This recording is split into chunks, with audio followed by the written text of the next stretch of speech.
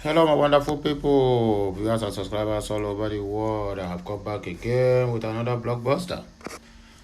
In case you're wondering who's on the line, if this is your first time of hearing my voice, my name is Okute Daily Talk, aka the Encyclopedia. I brought us this afternoon broadcast coming from my own side. Good morning, good afternoon, good evening, depending on where you are and where you are hearing me from. Let's take the headlines before I can do the proper introduction.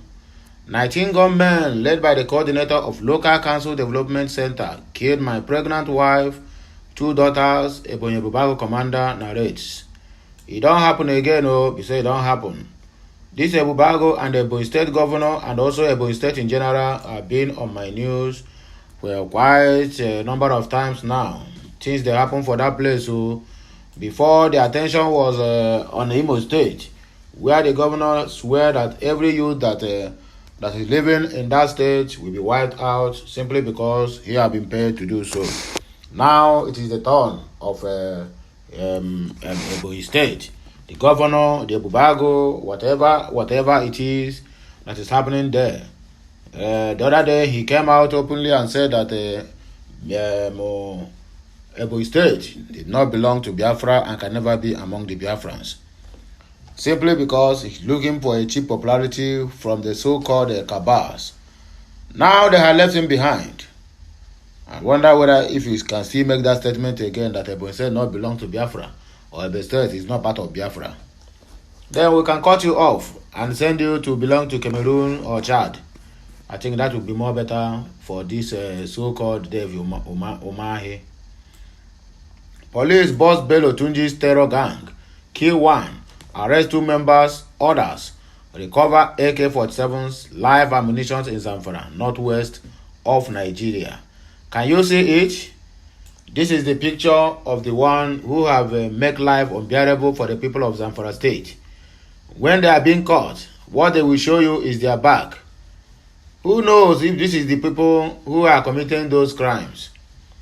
Why can't you show the front so that people that they have been terrorizing will be able to see the faces of the daredevil that is making life unbearable for them? Instead, you choose to show them their back. Then later a little thing happens. Somebody stole phone in the southeast. The person, even they will even show his inner spirit, his inner face. They will even show his shadow on social media. And they tell me that this is how this country is going to work, and this country is going to work on one Nigeria.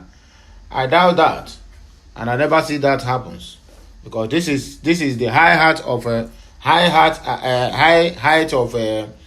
would they call it? High height of inhuman treatment to the southeast and east occupants. But whatever it is, we are equal to the task. Ayakugishi wechebirim.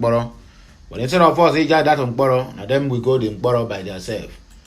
Enugu State now have been listed among the oil producing nations. I don't know which side of Enugu they discover the oil. I don't know how, but the fact is there that the governor Ugwanye is very, very happy about the development. It's Enugu's oil producing status, my biggest joy, Governor Ugwanye. So how is it your biggest joy? Is what I don't understand. That your country been listed as a oil producing nation. Don't you know that is a very big cause? Because all the oil producing nations that we have, oil producing states that we have in Nigeria, all of them are cost. Instead of the oil bringing development to them, is bringing cost and bringing unemployment and bringing laziness and bringing fracas.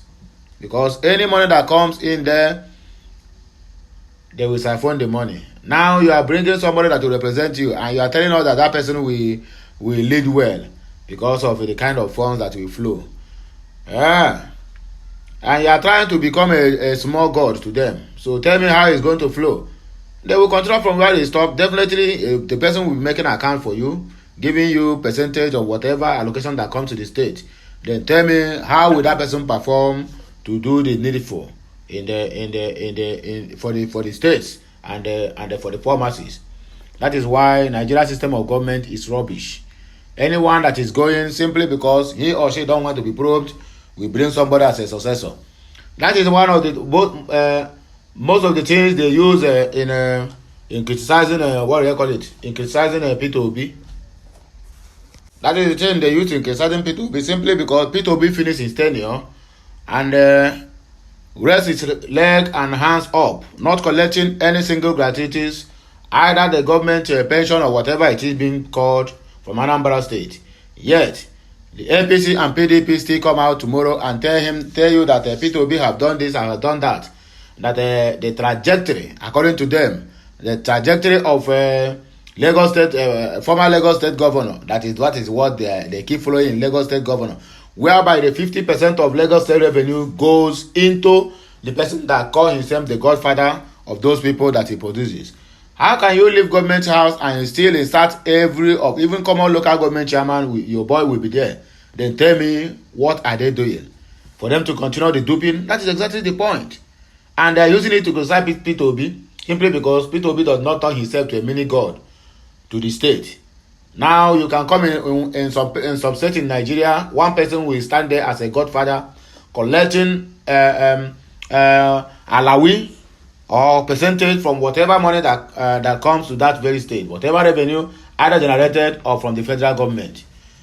And you tell me that the country is good, the country is bad, very, very bad. Please let us start our news. In case you don't remember me again, I still remain your one and only Okute Daily Talk, bringing to all this very broadcast of this day. If you're not subscribed to this channel, please endeavor to do that as soon as possible. Or this annoys you. All this shouting, my head now, my head just does sound like Ogene now. But whichever way, one day we must bring the news to the table for people to understand that I have vowed not to relent, but I must give the news to the people who cares to listen and accept the news the way it is, and also grab the wisdom that is attached to every news that I produce out there. The commander of Ebube Security Network in Afikpo South Local Government Area of Ebonyi State, Carlo Chema, has narrated how 19 gunmen led by the coordinator of a development center killed his wife, 7-month-old pregnant wife and 2 daughters on the New Year's Day. What did you do that triggered such action? Not that I'm supporting them that killed, but these people that have come to perpetrate this such acts, maybe you must have killed somebody, or you have killed more than that in their family or whatever. But whichever way it is, violence can never settle disputes. So I'm not supporting the killer. But the truth still remains that Ebube is never a good one. It's a very bad omen in the eastern region at large. Ebube is a regional security outfit established by the southeast governors to combat and exacerbating insecurity in the zone. So far, only Ebonyi and Imo State currently have functional Ebube security outfit, simply because these two states are being controlled by cabals in Aso Rock. And the unrest and the insecurity that is in these two states, the cabals are paying them heavily. That is why this man opened his mouth. He opened his gutter, not even mouth, to make that comment that Ebonyi State does not belong to to Biafra, and it's not part of Biafra, that we should stop calling them Biafra. So where do you belong? Somebody that just jump out from nowhere simply because they managed to fix you there. Now you come out, you want to change the lineage. Now gods of that land, they will turn against you when the time is right. Ndara. Okute reporters earlier reported that gunmen killed the Ebube commander's wife, Urenna Chema, 2 daughters, and burned his 2 houses in Amos community in New Year's Day.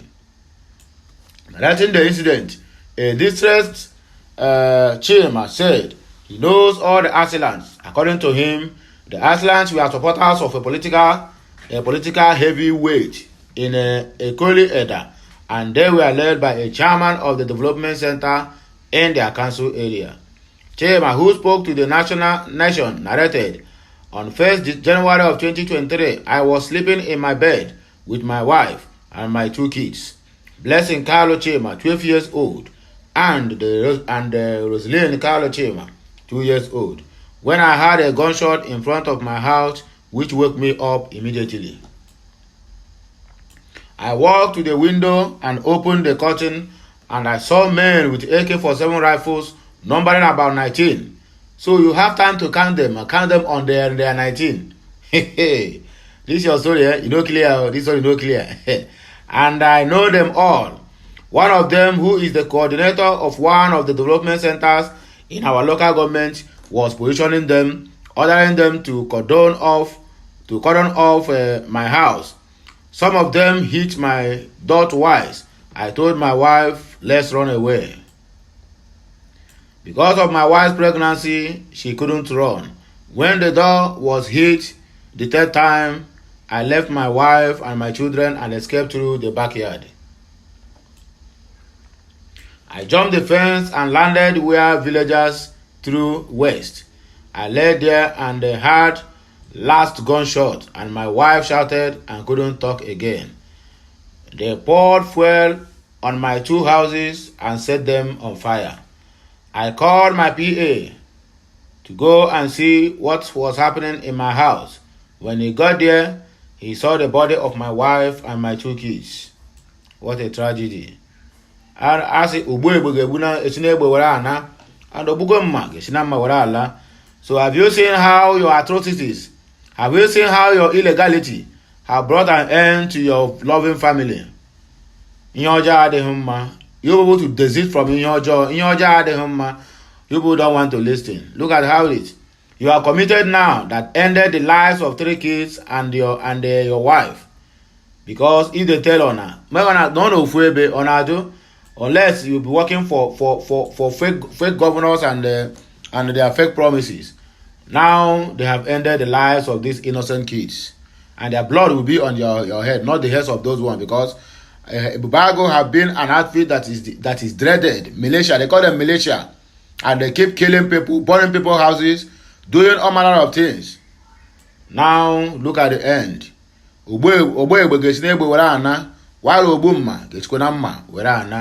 My greatest annoyance is, why are they not looking for you instead of killing those innocent kids who knows nothing about the crimes they are committing using under Ebube? May their soul rest in perfect peace. Amen. Enugu's oil producing status, my biggest joy, Governor Ugwanyi. Governor Ugwanyi, Ifeanyi Ugwanyi of Enugu State, has disclosed that his biggest joy is that the recent actualization of his administration's struggle for Enugu to join the League of States enjoying oil producing status in Nigeria will ensure the fulfillment of his prayer that his preferred successor, Dr. Peter Ndubi Simba, who is the governorship candidate of the People's Democratic Party, will perform better than him in office if elected. Governor Ugwanyi said that Enugu's oil producing status is one of the successes of his administration that will bring immense fortunes to the socio-economic development of the state, stressing, I am glad that Dr. Mba will have a huge resource to perform better than me if elected. The governor added that it is a father's prayer that his son does better than him in life. Speaking at the ESCO Chamber of Government House, Enugu, where he received Master Innocent Chikelu Ugu, a 17-year-old indigenous of Enugu State and student of the Christ the King College, Gwagwalada, Abuja, who scored 359 points to come second in the 2022 Unified Tertiary Matriculation Examination UTME in the country. Governor Ugwanyi stated that Enugu State under his administration has continued to record milestones achievements despite the challenges it has encountered since its inception in 2015. Master Ugu from Omabo, Eha Alumona, in Nsukka local government area, and the son of the former lawmaker who represented Nsukka and the West South local government constituency, Honorable Charles Ugu, came second in the UTME in the country with 3 points behind the winner of the first position from Ekiti State, who scored 362 points. Congratulating Master Ugu for making Enugu State proud, Governor Ugwanyi revealed that his administration has recorded feats in various spheres of development because it faithfully and deliberately entrusted the state to the hands of God, stressing that all these good things are coming from God. Ado, the governor narrated that his administration came on board when the country's economy was in a recession, with Enugu State receiving less than 30% of federal allocations the previous administration received, following by the outbreak of the novel COVID-19 pandemic, which brought a major setback to the entire world in terms of growth and development. Mind you, before that COVID-19, you have already spent 4 good years in office. You entered office 2015. COVID-19 break out, I think, ending of 2020 or between 2021, early 2021. So, my dear, that is not an excuse. Enugu, show us what you have achieved. Not because you are fighting for Enugu to be listed as an oil producing state or oil producing status quo, whatever you call it. Is that an achievement? And they are killing your people every day in Amufu, and you have not done anything about it. Even with a 2 division in your own in your control. No, nonsense. Ugwanyi, who has gone down in history as the only governor of Enugu State to witness 2 economic recessions in 5 years of his administration, the EndSARS protests and the COVID-19 pandemic, among others, retreated that God has been merciful and kind to the state all through these challenges. The governor stated that it was a great blessing that an indigenous of the state came second in the UTME, informing the student Ugu that it was a deserving privilege for him to be seated and honored at the ESCO Chamber of Government House, Enugu. Governor Ugwanyi pointed out that Ugu's speech was as a result of hard work and urged him to continue on that path, saying, "This is a stepping stone for you. I am convinced that you will grow from strength to strength. It shall continue to be well with you, my son. What brought you here is hard work. May I, as the governor of Enugu State, congratulate you. The state government will reward you accordingly." What are the rewards? We want to know. Not the kind of reward you will give to him, then the next administration will come and cancel it, because that is a Nigerian system of giving a reward or awarding a scholarship. Introducing the UTME second runner-up to Governor Ugwanyi, his father, Honorable Ugu, said that members of his family were grateful that the governor granted them audience and was impressed with the performance of their son in the national examination. In his goodwill message, the Commissioner for Lands and Urban Development, Nnayarugoche Aro, attributed the feat achieved by Master Ugu to the prophetic statement by Governor Ugwanyi that Enugu State is in the hands of God. Abikwa, siphoning people public funds, and you are still calling God. Ado Ndoka and Aro said that the young man before us has done marvelously well and has put his family name and that of Enugu State on the national map. He urged Governor Ugwanyi to remain committed to his covenant with God by entrusting the state to his hands, saying, "Your Excellency, it is our wish that in the rest of your days as the governor of Enugu State, God will every day show you the manifestation that he is a covenant-keeping God." Dignitaries at the event include a lawmaker representing Nsukka East constituency, retired Honorable Dr.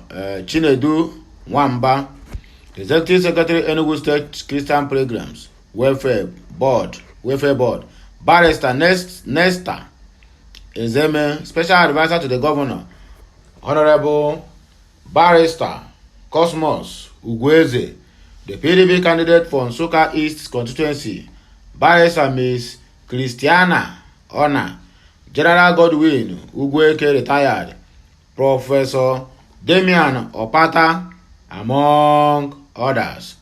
Alright, Yaram. Okay, now, so we are done with this. Let us proceed. My prayer is that this guy will grow from strength to strength. What a handsome boy, and with a great future.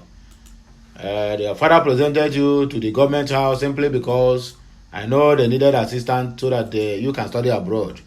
Whichever way it is, our government can only sponsor their own children abroad to study. Not because they don't have money to do it, but because they are what? Because they are selfish and greedy and wicked. Police boss Bello Tunji's terror gang kill one, arrest 2 members, others recover AK-47s, live ammunition in Zamfara, northwest of Nigeria. Personnel of Zamfara State Command have busted a gang of bandits, killing one of them. The police also arrested 6 suspects for banditry, kidnapping, and cattle rustling in the northwest Nigerian state. The police also repaired a bandit attack on a community in Gusau and Mara local government areas of the state and recovered 2 AK-47s, 104 rounds of live ammunition. 104 rounds of live ammunition is enough to set even one state ablaze. 2 magazines for AK-47s and a bunch of charms. I wonder who is preparing all these charms for these people. Yeah, I want to allow them manner. The spokesperson for the State Police Command, SP Mohammed Shehu, who made this known to the Sahara reporters in a statement on Wednesday, said, on January 1st, 2023, police tactical operatives while on confidence building patrol along Gusau, Magami, Dansadao Road received a distress call about bandits plan to block the road and attack commuters and, by extension, some villages. Shehu said the police personnel mobilized to the location and engaged the bandits in a heavy gun battle. Luckily enough, one of the bandits was neutralized and others were repelled by the superior firepower of the police operatives. As such, they retreated back to the forest with possible gunshot wounds, 2 AK-47 rifles, 2 magazines, 104 rounds of live ammunition, and a bunch of charms belonging to the bandits were recovered at the scene, he said. Shehu said the 2 suspects arrested for banditry, kidnapping, and cattle rustling in Zamfara, Katsina, and Niger State are 21-year-old Umaru Buba and 20-year-old Babuga Manu, both from Baburasa village in the Kainji local government area of Niger State. In the course of interrogation by the police, the suspects confessed to being into kidnapping and cattle rustling in various states such as Zamfara, Katsina, Kaduna, Niger, and other states in the north. The suspects further confessed to belonging to the gang of Bello Tunji, where they took part in the kidnapping of an unspecified number of victims, in which millions of naira were collected as ransom, he said. The police also arrested 30-year-old Musbahu Aminu from Yabawa village in Maradun local government area of the state. Now all these names, sometimes it's even difficult for me to pronounce. My writer, I beg take note. Who was allegedly a member of notorious bandit gang led by Halilu Kachala. The police statement noted that on January 1st of 2023, at about 13:30 hours, police tactical operatives, while on confident building patrol and stop and search, arrested the suspect. According to the police spokesperson, during a discreet investigation, the suspect confessed to being a member of bandit kingpin Kachala's gang. Kachala is said to operate in many Zamfara communities and neighboring states. The suspects further confessed to participating in several kidnapping and cattle rustling where millions of naira were paid by victims' relations as ransom, and the statement said. In a similar development, the police on January 2, 2023 arrested a 25-year-old Abu Umaru from Doka village in Gusau local government area of the state for banditry, kidnapping, cattle rustling, and other heinous crimes. What I don't understand is about this cattle rustling. How are these people rustling cattle? That is, They will just carry the cattle for head. They carry truck. I mean, what do they call it? Yes, truck. Now that's own truck to go and rustle the cow. How? They will go there, kill the cow, and butcher the cow inside there and take it in parts to go out from there. These people say, on a past person, upon his arrest, the police recovered one operational motorcycle and a sharp knife. Umaru was arrested at about 12-15 hours by police tactical operatives deployed along Gusau Safe Road on rigorous patrol while coming out of the forest. Shehu said, in the course of the investigation, the suspect confessed to belonging to a gang of bandits operating in Mada, Gunaka, Yandoto, and the Safi under their gang commander Malam Tuku. He also confessed that several times they blocked Gusau Safi Yankara Road and abducted an unspecified number of people and took them to their enclave, in which their relations pay ransom before their release. The recent abduction they carried out was on January 1st of 2023 at about 19 hours, where they blocked 2 vehicles along Gusau Safi Highway by Yondoto village and kidnapped 9 persons, including 3 women and 2 children. Also on January 3, 2023, the police tactical operative acted on intelligence information that led to the arrest of a notorious bandit informant in Laura, Lumada, local government area of Zamfara State. This Zamfara, I have said this thing once, and I still repeat myself. They should dash out this Zamfara to the Niger Republic now, because the activities of bandits there is getting too much, and they have governors there also. They have governors that is buying cars given to the emirs, local chiefs. Why not use that money to equip the local vigilante there? Let them take care of those people. They will not do it simply because they are power that be. All those ones, even if you got them arrested tomorrow, you see free them. That is why you see them. When they got them arrested, they will only show their back. They will not show their front because they will soon release them. The 35-year-old suspect identified as Isa Ayuba was said to be the informant who gives information to bandits operating in Kaora, Nomada, by Magaji, Zulumi, and Shinkafi local government area, all in Zamfara State. The police authorities said in the course of interrogation, the suspect confessed to collaborating with bandits by giving them information on whom to kidnap, where to attack, and so on. Wow. The suspect is under police custody, revealing vital information that will lead to the arrest of his collaborators. Discreet investigation is in progress. All the suspects will be charged to court for prosecution on completion of the investigation, he added. Adaeze Ndị Igbo hails Governor Ugwuanyi's residence to make sure that the name of Enugu State entered to the book of oil producing states, oil status. Anyway, let's see how they are praising him and what for. The Apex Igbo Social Cultural Organization, Adaeze Ndị Igbo Youth Council Worldwide, has held Governor Ugwuanyi Ifeanyi of Enugu State over the listing of Enugu as an oil producing state.